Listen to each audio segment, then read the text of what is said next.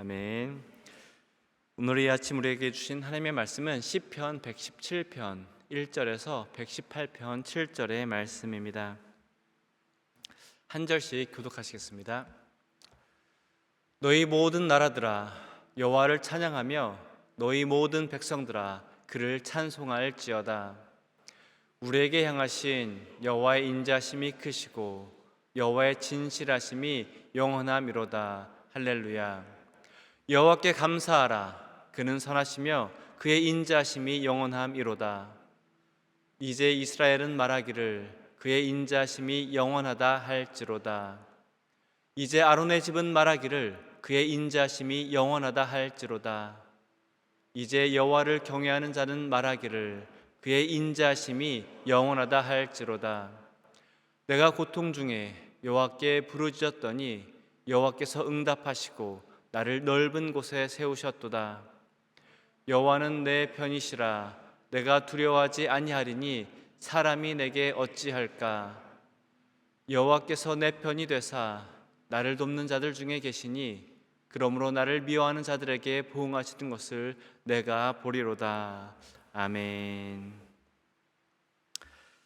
오늘은 이 주신 말씀을 가지고 그의 인자심이 영원하리로다 라는 제목으로 함께 은혜를 나누고자 합니다.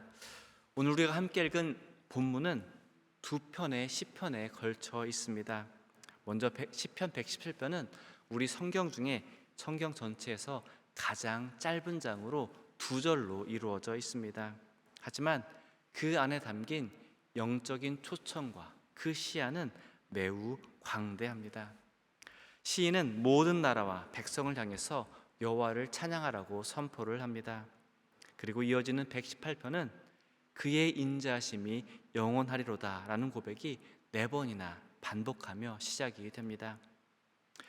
그리고 이 두 시편, 시편 117편과 118편을 하나로 묶는 단어가 있는데 그것은 바로 히브리어 헤세드라는 단어입니다. 여러분들도 잘 아시는 것처럼 이것은 언약적인 사랑입니다. 우리말 성경은 이것을 인자심이라고 번역을 하고 있는데 이 헤세드는 언약을 끝까지 지키시는 신실하신 하나님의 사랑을 나타냅니다. 117편은 그 인자심이 크다고 말을 하고 118편은 그 인자심이 영원하다고 말을 하고 있습니다. 크고 영원한 사랑, 이것이 오늘 본문이 우리에게 주는 복음입니다. 이 오늘 말씀을 통해서 우리의 찬양의 이유가 되며 두려움을 이길 힘이 되시는 여호와 하나님의 인자하심을 함께 묵상해 보고자 합니다. 함께 먼저 117편 1절과 2절 말씀 함께 보시겠습니다. 너희 모든 나라들아 여호와를 찬양하며 너희 모든 백성들아 그를 찬송할지어다.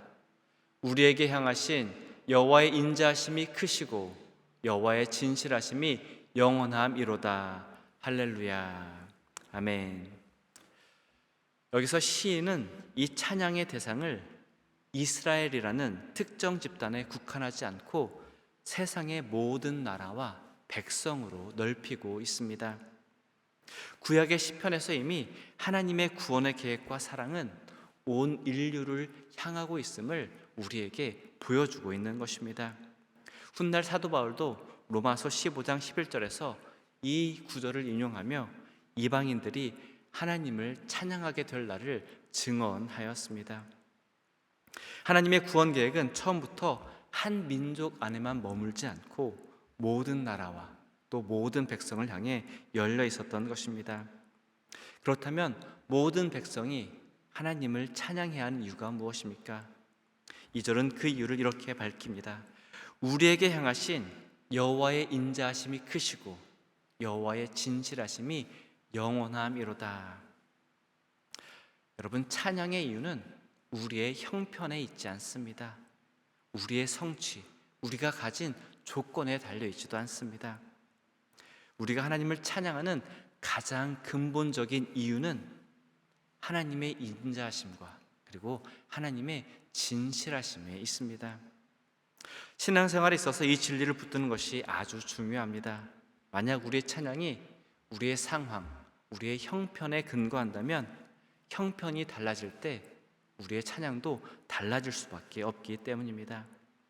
일이 잘 풀릴 때는 찬양하다가 어려움이 찾아오면 입술을 닫게 됩니다. 건강할 때는 감사하다가 몸이 아프면 하나님의 사랑을 의심하게 됩니다. 기도가 원하는 대로 응답될 때는 하나님을 신뢰하다가 응답이 늦어지면 낙심하게 될 것입니다. 하지만 하나님의 인자하심에 근거한 찬양은 우리의 상황과 형편을 넘어섭니다. 우리의 형편은 변하지만 하나님의 성품은 변하지 않기 때문입니다.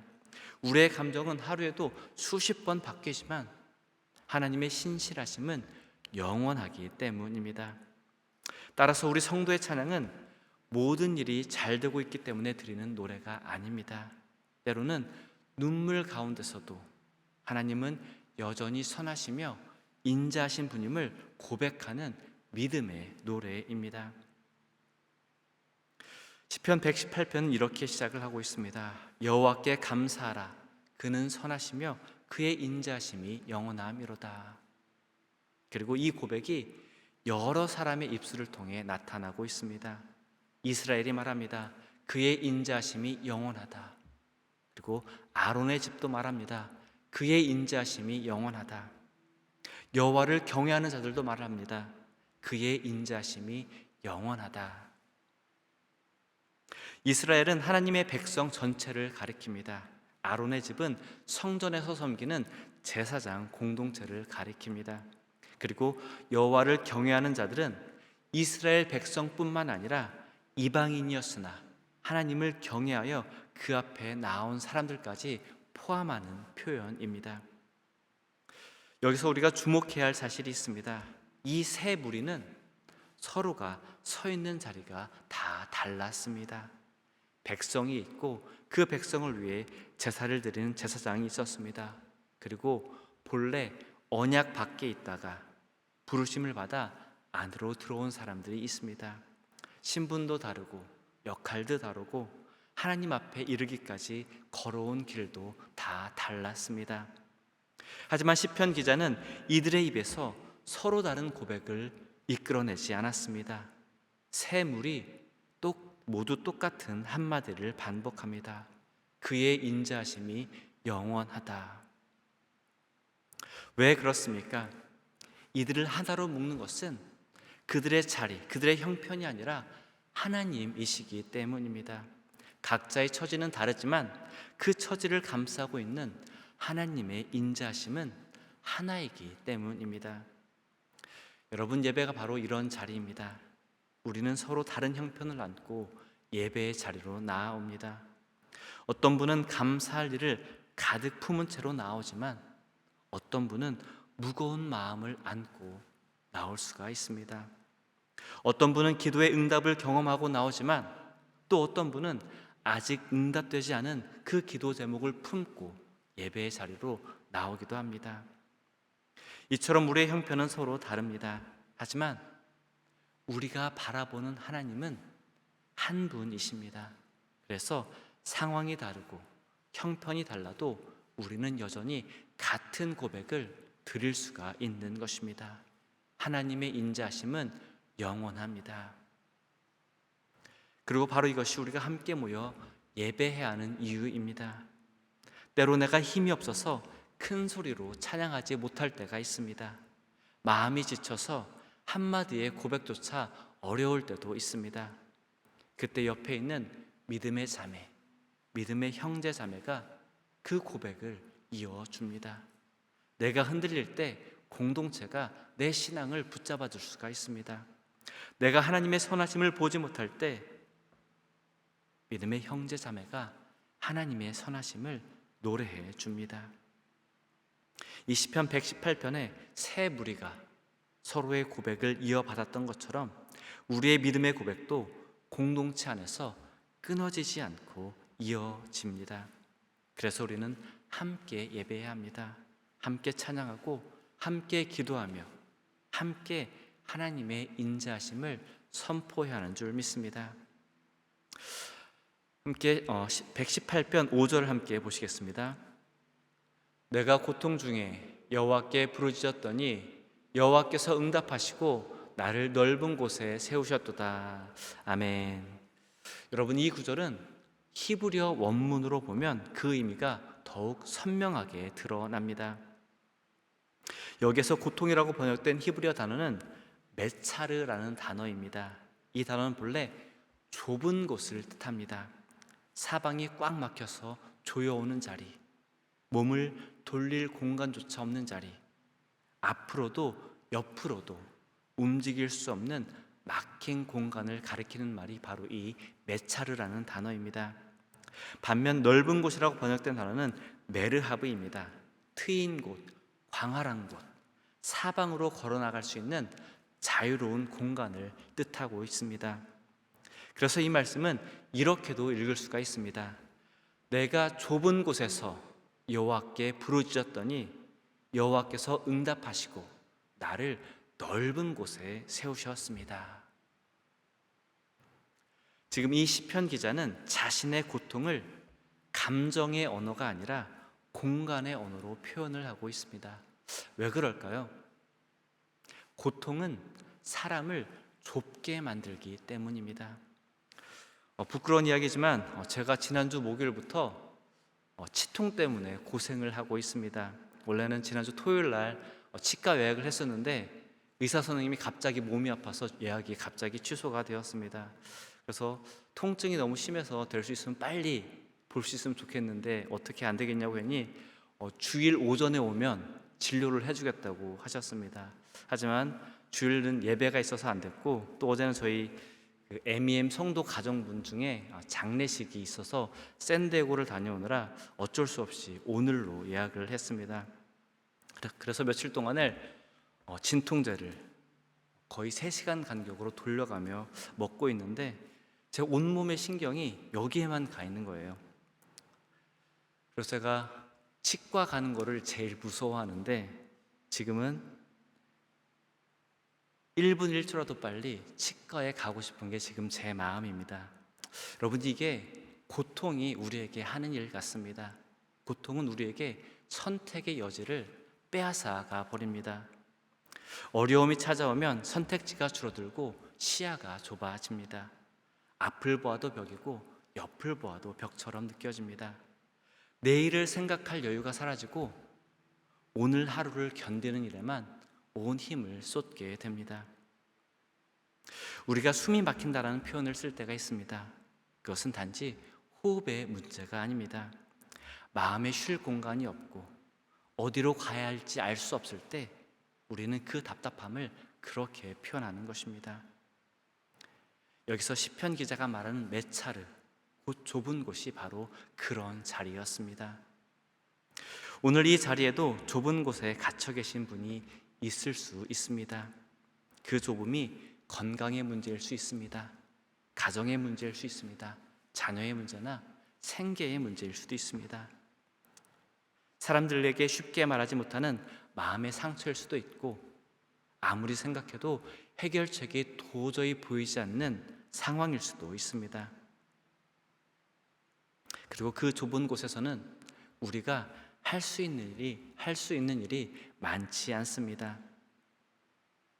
그런데 오늘 시인은 그 좁은 곳에서 한 가지 일을 했습니다. 바로 여호와께 부르짖는 일입니다. 좁은 곳에서는 걸어나갈 수 없을 수 있습니다. 벽을 밀어낼 힘도 없을 수 있습니다.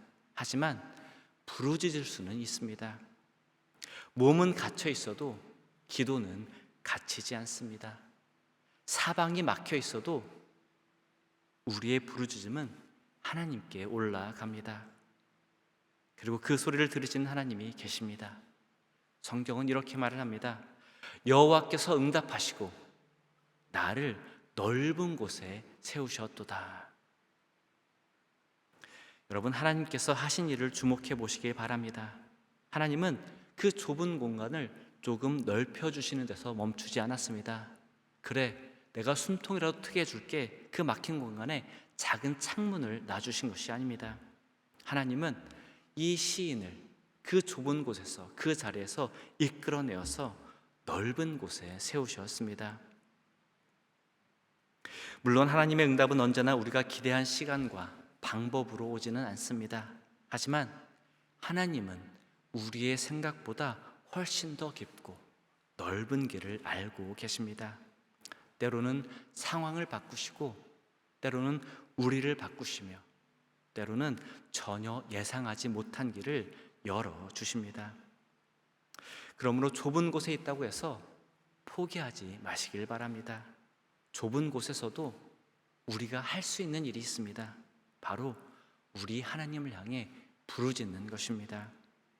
그리고 그 부르짖음을 들으신 하나님께서 우리를 그 좁은 곳에서 이끌어내셔서 넓은 곳에 세우실 줄 믿습니다. 마지막으로 6절과 7절 말씀 보시겠습니다. 여호와는 내 편이시라. 내가 두려워하지 아니하리니 사람이 내게 어찌할까. 여호와께서 내 편이 되사 나를 돕는 자들 중에 계시니 그러므로 나를 미워하는 자들에게 보응하시는 것을 내가 보리로다. 아멘. 여러분, 지금 시편 기자는 아무런 문제가 없어서, 자신의 적수가 없어서 두렵지 않다고 말하는 것이 아닙니다. 그를 미워하는 자들은 여전히 그 자리에 있었습니다. 상황이 완전히 정리된 것이 아니었습니다. 그런데도 그는 두려움이 없다고 담대히 고백을 하고 있습니다. 무엇이 달라졌습니까? 그가 바라보는 대상이 달라진 것입니다. 여러분, 믿음의 담대함은 모든 문제가 사라졌을 때 생기는 것이 아닙니다. 하나님께서 내 편이 되시고 나를 돕고 계신다는 그 사실을 확신할 때 믿음의 담대함이 시작됩니다. 좁은 곳에서는 문제와 두려움이 크게 보이지만 하나님께서 세우신 그 넓으신 곳에서는 문제보다 하나님이 먼저 보입니다. 환경은 여전히 그대로 남아있을지라도 하나님께서 함께 하시면 두려움은 더 이상 우리를 지배할 수가 없습니다. 지금 두려움 가운데 계신 분이 있다면 상황을 바라보지 마시고 내 편이 되어주시는 하나님을 바라보시길 바랍니다. 그리고 믿음으로 선포하시길 바랍니다. 여호와는 내 편이시라. 내게 두려움이 없나니 사람이 내게 어찌할까. 우리의 형편은 서로 다 다릅니다. 우리가 서 있는 자리도 다 다릅니다.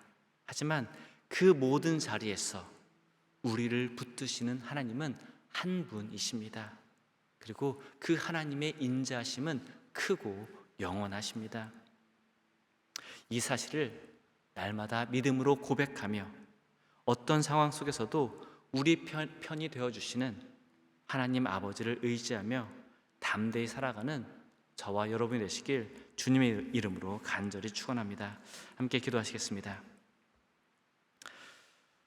사랑의 하나님 아버지, 감사합니다. 주님의 크고 그 영원하신 사랑에 감사를 드립니다. 주님, 좁은 곳에서 부르짖는 우리의 기도를 들으시고 넓은 곳으로 인도하여 주시옵소서.